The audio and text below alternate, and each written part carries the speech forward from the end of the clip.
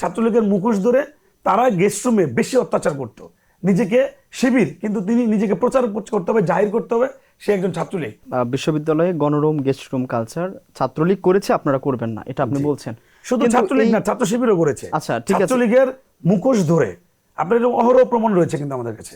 ছাত্রলীগের মুখোশ ধরে তারা গেস্ট রুমে বেশি অত্যাচার করতো, নিজেকে শিবির কিন্তু তিনি নিজেকে প্রচার করতে হবে, জাহির করতে হবে সে একজন ছাত্রলীগ। সুতরাং সে আরো বেশি আপনার নির্যাতন করতো গেস্ট আচ্ছা, রুমে। কিন্তু এই 17 বছরের আগে যখন বিএনপি ক্ষমতায় ছিল, অভিযোগটা তো আপনাদের দিকেও আছে যে গণরুম গেস্ট রুম কালচারে ছাত্রদল জড়িত ছিল।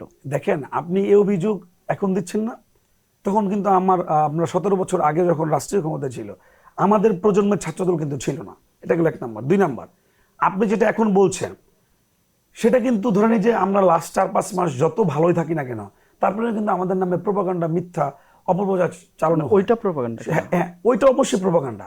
ছাত্রদলের নামে শুরু থেকে শেষ পর্যন্তই আপনার প্রোপাগান্ডা ছড়ানো হয়। তবে কিছু কিছু জায়গায় আমাদেরও কিন্তু ভুল রয়েছে, কিছু কিছু জায়গায়, অল্প কিছু জায়গায় আমাদের ভুল রয়েছে।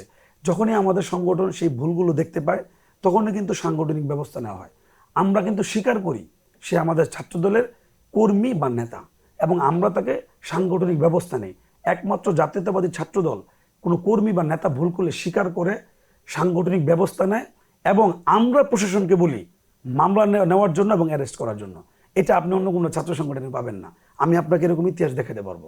আমাদের মধ্যে ভুল হবেই, আমরা তো ফেরেশতা না, আমাদের ভুল ত্রুটি আছে, বাট সেটা খুবই লিমিটেড, এবং ভুল ত্রুটি হওয়ার পর আমরা ব্যবস্থা নেই, সেটা সাংগঠনিকভাবেও নেই, সেটা প্রশাসনিকভাবেও নেই।